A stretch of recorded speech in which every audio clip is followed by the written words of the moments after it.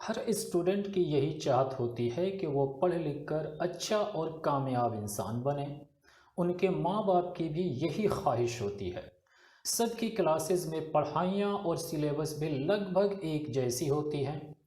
सबके दिमाग और जिस्म की बनावट भी एक जैसी होती है, लेकिन सब कामयाब नहीं होते। हकीकत तो यह है कि कुछ कामयाब तो कुछ बहुत कामयाब, कुछ बेकार, कुछ आवारा, कुछ चोर, कुछ बदमाश, कुछ नशेबाज और उसमें से ज़्यादातर कायर बन जाते हैं। सेम क्लास और दिमाग को इस्तेमाल करके कोई मुल्क को कामयाबियों की बुलंदियों तक ले जाता है, जैसे कि एपीजे अब्दुल कलाम साहब। तो उसी क्लास और दिमाग को इस्तेमाल करके कोई मुल्क को तबाह बर्बाद करता है।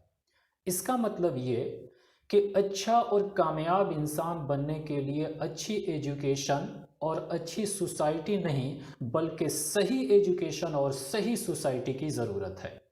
हमारे समाज का नुकसान बुरे लोगों की बुराई से ज़्यादा अच्छे लोगों की खामोशी और पढ़े लिखे ओहदेदारों की कायरता से पहुंच रही है। हम तभी सब हम तभी कामयाब हो सकते हैं जब हमारे समाज में इंसाफ हो, जब हम एक दूसरे का सपोर्ट करना शुरू कर दें, जब हम अपनी अपनी जिम्मेदारी को समझें और उस पर अमल करना शुरू कर दें। दुनिया में जितने भी डेवलप्ड कंट्रीज़ हैं वो डेवलप्ड इसलिए हैं कि वहाँ का हर नागरिक अपनी जिम्मेदारी को समझता है और उस पर अमल करता है। वहाँ इंसाफ होता है। जब वहाँ किसी के बारे में ये तय हो जाए कि वो अच्छा आदमी है, या अदालत उसके बारे में कंफर्म कर दे कि ये अच्छा आदमी है, तो उसे हर कोई रेस्पेक्ट करना और उसको सपोर्ट करना शुरू कर देता है। और अगर ये कंफर्म हो जाए कि वो बुरा आदमी है, तो उससे हर कोई नफ़रत करना शुरू कर देता है। नफ़रत और रुसवाई इतनी बढ़ जाती है कि लोगों को घर से, यानी वैसे लोगों को घर से बाहर निकलना मुश्किल हो जाता है, और कुछ तो शर्म के मारे घर में ही सुसाइड कर लेते हैं, जिससे समाज ख़राब होने से बच जाता है। लेकिन हम अपनी जिम्मेदारी को सरकार पर थोप कर खुद कायर बनकर ज़िंदगी गुजारते रहते हैं।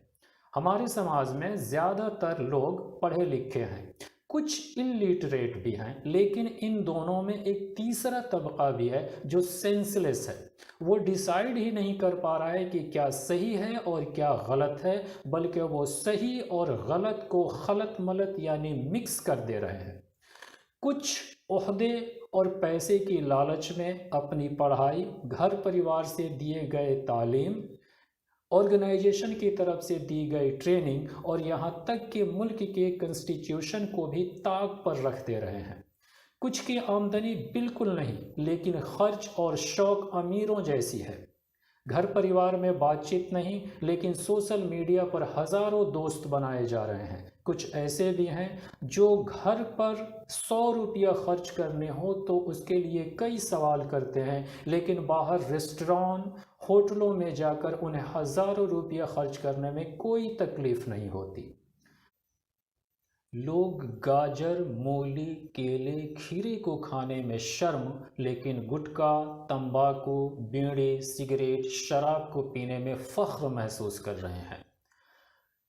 गाय, भैंस, बकरी जो दूध देती है उसे पालने में लोग शर्म महसूस कर रहे हैं, लेकिन कुत्तों को घुमाने में लोग फ़ख्र महसूस कर रहे हैं।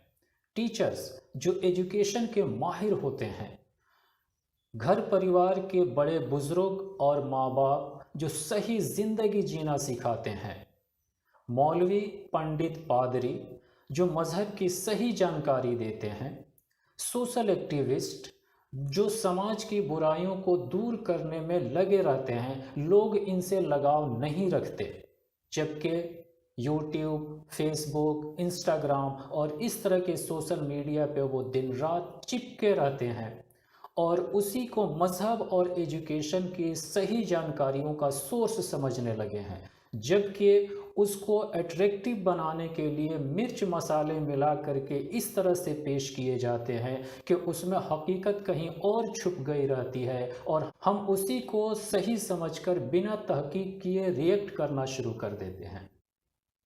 जहाँ किताबें फुटपाथ पे और जूते कांच के शोरूम में बिकने लगें तो समझ लीजिए कि उस समाज का फ्यूचर क्या होने वाला है।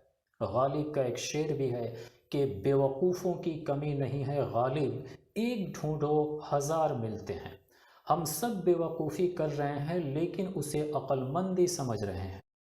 हर साल दुनिया में लगभग 20 लाख लोग उन चीज़ों की सेवन से मरते हैं जो हमारे लिए वर्जित है, जैसे कि गुटखा, पान, शराब, बीड़ी या नशे की कोई और चीज़, जिसमें सिर्फ हमारा पैसा खर्च होता है, वक्त बर्बाद होता है और जिस्म इतना ख़राब हो जाता है कि हम मौत तक पहुंच जाते हैं। थाना पुलिस, ट्रांसपोर्ट पुलिस, अदालतें, जेल, इन सब पर हमारे देश का हर साल अरबों खरबों का खर्च होता है। हम इसे अपनी थोड़ी सी सब्र और अक्लमंदी से बचा सकते हैं और इस इतने बड़े रकम को हम अपने देश के डेवलपमेंट के लिए खर्च कर सकते हैं, डेवलपमेंट में इस्तेमाल कर सकते हैं। इन सब का हल सिर्फ और सिर्फ सही एजुकेशन में है। सही एजुकेशन वो है जो हमें अच्छे और बुरे में फ़र्क बताए, जो हमें सही और गलत की पहचान कराए। सही एजुकेशन वो है जिसमें अपनी ज़िम्मेदारी, अपने ऊपर अपने माँ बाप की ज़िम्मेदारी, परिवार की ज़िम्मेदारी, समाज की ज़िम्मेदारी और यहाँ तक कि मुल्क की ज़िम्मेदारी को समझने और उस पर अमल करने में मदद करे।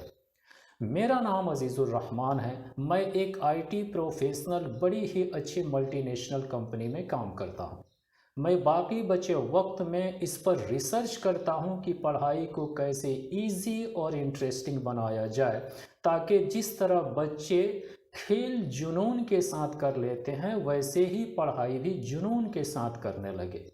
और इस टेक्निक को यूज़ करके मैं पढ़ने वाले बच्चों को उनकी पढ़ाई आसान बनाने में मदद करता हूँ।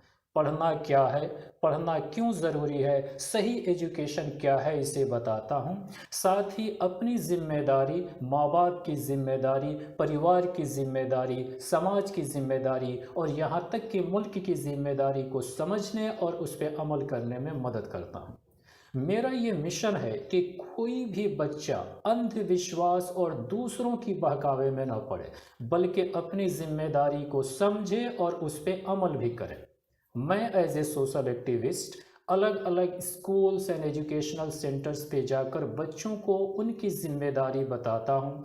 मैं बच्चों को ऑनलाइन मोटिवेट भी करता हूँ। साथ ही अपनी देख रेख में हम उम्र बच्चों का एक ग्रुप क्रिएट करता हूँ, जहाँ वो आपस में डिस्कस करके अपने पढ़ाई को ईजी और इंटरेस्टिंग बना सके।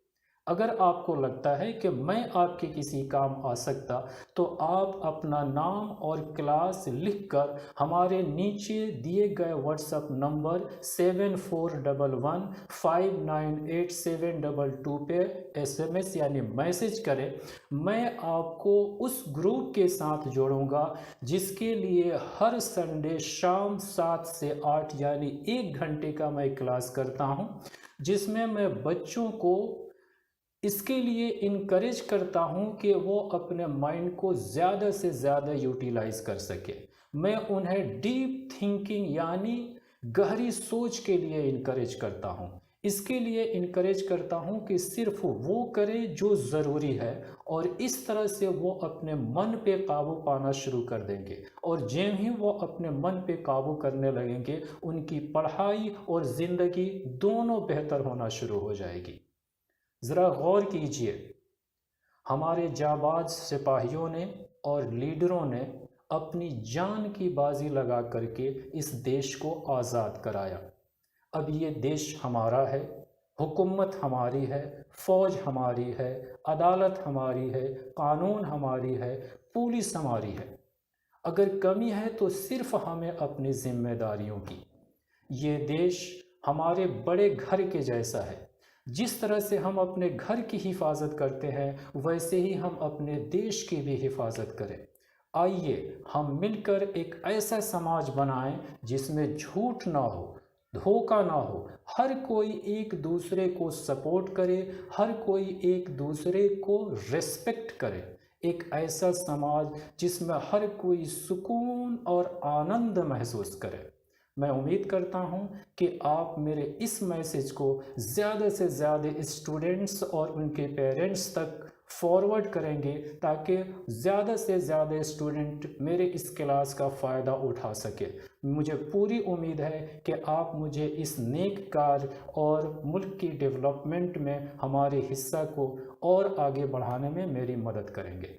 Thank you very much. जय हिंद, हिंदुस्तान जिंदाबाद।